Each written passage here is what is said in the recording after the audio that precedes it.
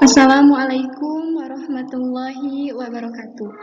Materi pembelajaran pendidikan agama Islam dan budi pekerti untuk kelas 12 OTKP SMK Humanika 2. Adapun pembelajaran yang akan dibahas yaitu bab 6 mengenai meraih kasih sayang Allah Subhanahu wa taala dengan ihsan.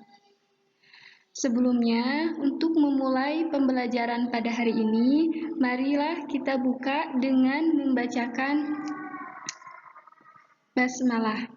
Bismillahirrahmanirrahim.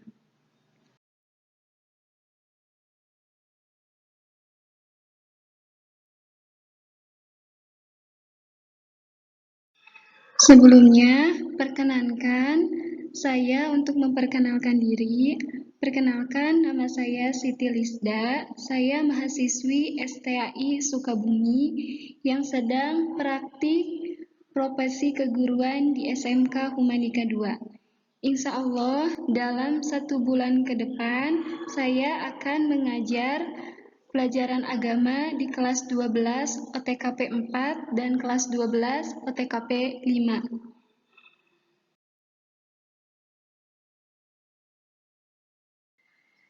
Selanjutnya, marilah kita membahas mengenai pokok bahasan materi di bab 6, yaitu meraih kasih sayang Allah Subhanahu wa taala dengan ihsan. Adapun pembelajaran yang terkait yaitu sangat penting dipelajari oleh kita semua karena sangat banyak manfaatnya. Sebagaimana yang akan kita bahas, materi ini memberikan pelajaran kepada kita sebagai manusia yang saling bersosialisasi dengan manusia lainnya. Adapun tujuan pembelajaran yaitu semoga peserta didik dapat menganalisis dan mengevaluasi makna Quran Surat Al-Baqarah ayat 83, serta hadis tentang kewajiban berbuat baik kepada sesama manusia. Kemudian, mengidentifikasi hukum bacaan tajwid yang terdapat pada Quran Surat Al-Baqarah ayat 83, serta melafalkan Quran Surat Al-Baqarah ayat 83 dengan baik dan benar.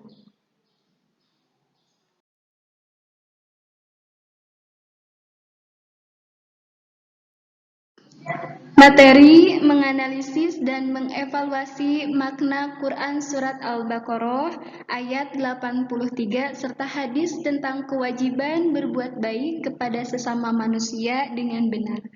Adapun materinya kita bahas ihsan terlebih dahulu. Ihsan menurut bahasa dan juga ihsan menurut istilah. Kata ihsan menurut bahasa berasal dari kata kerja fi'il, yaitu hasuna yahsunu hasanan, artinya baik. Kemudian mendapat tambahan hamzah di depannya, menjadi ahsana yuhsinu ihsana, yang artinya memperbaiki atau berbuat baik. Kemudian ihsan menurut istilah.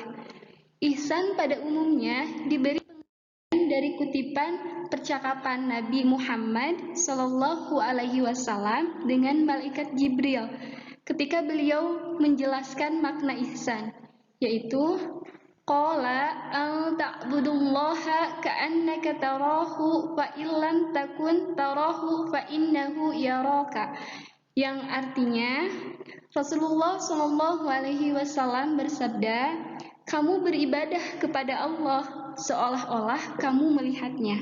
Jika kamu tidak melihatnya, maka sesungguhnya ia melihatmu. Dalam kutipan hadis tersebut dapat kita simpulkan bahwa perbuatan baik atau buruk itu semua dilihat oleh Allah Subhanahu wa taala.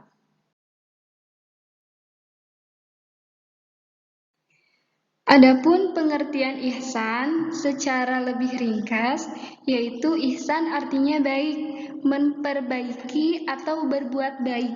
Ihsan beribadah dengan ikhlas, baik yang berupa ibadah khusus maupun ibadah umum. Ibadah khusus seperti ibadah sholat, ibadah zakat, dan sebagainya. Kemudian ibadah umum seperti kita memberikan bantuan kepada orang lain berupa bantuan tenaga maupun bantuan sosial yang lainnya.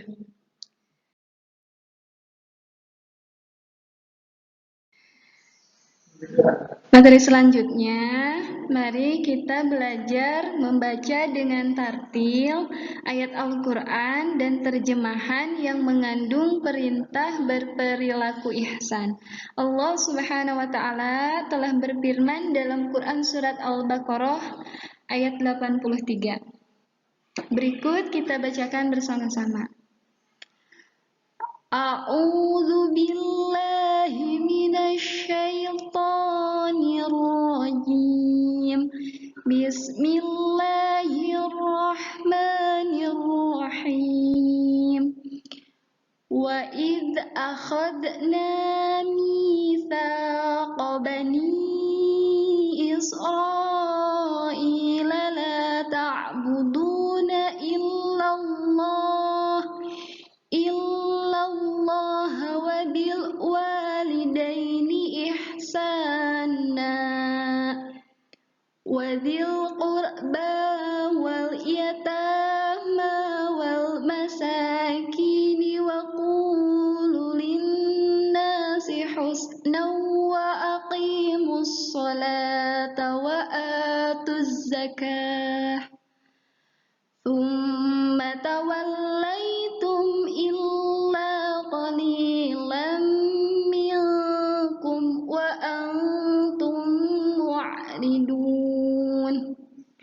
Shadaqallahul azim, yang artinya, dan ingatlah ketika kamu mengambil janji dari Bani Israel, janganlah kamu menyembah selain Allah Subhanahu wa Ta'ala, dan berbuat baiklah kepada kedua orang tua, kerabat, anak-anak yatim, dan orang-orang miskin.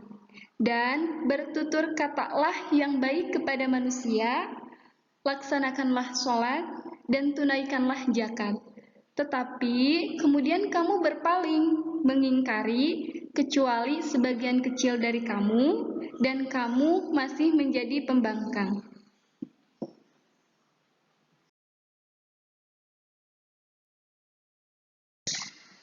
Selanjutnya, kita akan belajar mengenai penerapan tajwid yang ada di surat Al-Baqarah ayat 83. Yang pertama, ada lafal Israil. Nah, di situ ada hukum bacaan mad wajib muttasil. Kenapa dibaca mad wajib muttasil? Alasannya ada mad tabi'i di situ yang diikuti hamzah dalam satu kata. Kisaran bacaannya sekitar 5 harokat dipanjangkan. Israil. Nah, seperti itu. Kemudian ada hukum bacaan alif lam qamariyah. Lafalnya wabil walidain. Nah, Nah, di situ alif lamnya dibaca qamariyah atau dibaca jelas. Alasannya ada alif lam sukun diikuti huruf waw. Hukum bacaan alif lam qamariyah tentunya selain waw masih banyak ya. Sekitar ada 14. Kalau nggak salah yaitu ada alif, ada ba, ada wawu, ada fa, ain, qaf, dan selanjutnya. Kemudian ada hukum bacaan mad iwad di situ. Ada hukum bacaan mad iwad. Lafalnya ihsana. Nah, di situ ada tanwin fathah dibaca waqaf. Biasanya ada di akhir kata atau akhir kalimat. Akhir kalimat di situ ihsana. Nah, kemudian ada hukum bacaan idgham bi gunnah. Idgham bi gunnah dan juga ikhfa. Lafalnya qalilan minkum, qalilan minkum. Nah, di situ ada tanwin yang diikuti hukum mim atau mim yang bertemu atau tanwin yang bertemu dengan mim. Dibacanya idgham bigunnah. Kemudian ada juga ihfa. Minkum, ada nun sukun diikuti huruf kaf atau nun bertemu huruf kaf, dibacanya ihfa. Selanjutnya ada hukum bacaan mad arid li sukun. Mad arid li sukun di situ contoh lafalnya mu'ridun. Nah, mad tabi'i yang dibaca waqaf itu penjelasan dari mad arid li sukun. Sebenarnya pada ayat Al-Baqarah 83 itu hukum bacaan tajwidnya banyak ya adik-adik, cuman kita mengambil contohnya saja. Semoga adik-adik paham ya.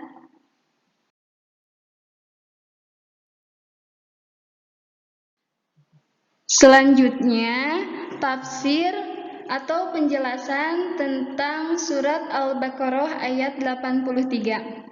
Dalam ayat di atas yang telah kita baca bersama, yaitu Allah Subhanahu wa taala mengingatkan Nabi Muhammad SAW atas janji Bani Israel yang harus mereka penuhi, yaitu bahwa mereka tidak akan menyembah sesuatu selain Allah Subhanahu wa taala. Karena menyembah sesuatu selain kepada Allah itu musyrik. Setelah itu disusul dengan perintah berbuat baik kepada orang tua, amal kebijakan tertinggi. Karena melalui kedua orang tua itu, Allah Subhanahu wa taala menciptakan manusia. Setelah memerintahkan berbuat baik kepada orang tua, kemudian Allah memerintahkan berbuat baik kepada keluarga, anak yatim, dan orang miskin. Allah Subhanahu wa taala memerintahkan agar mengucapkan kata-kata yang baik kepada sesama manusia. Kemudian Allah Subhanahu wa taala memerintahkan kepada Bani Israel agar melaksanakan sholat dan juga menunaikan zakat. Pada akhir ayat ini Allah Subhanahu wa taala menyatakan, "Dan kamu masih menjadi pembangkang." Ini menunjukkan kebiasaan orang-orang Bani Israel dalam merespon Allah Subhanahu wa taala itu membangkang, sehingga tersebarlah kemungkaran dan juga turunlah azab kepada mereka. Nah, nauzubillahi min dzalik. Semoga kita tidak termasuk orang-orang yang diazab Allah.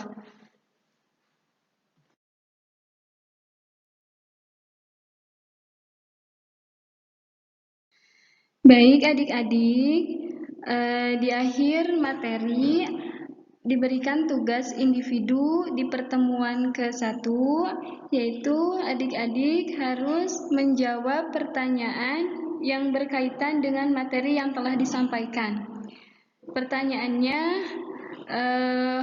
hukum bacaan tajwid, kemudian pengertian atau penjelasan dari ihsan yang telah disampaikan, kemudian adik-adik melafalkan atau membaca Quran Surat Al-Baqarah ayat 83, kemudian rekam pembacaan tersebut. Nah, tugas adik-adik dikirimkan melalui via Japri kepada saya, dan waktu pengiriman tugas sampai dengan waktu pelajaran berakhir. Nah, untuk absensi berarti di-input setelah adik-adik mengirimkan tugasnya. Nah, berikut materi dan tugas pada pembelajaran pertama ini tentang bab 6 meraih kasih sayang Allah Subhanahu wa taala dengan ihsan.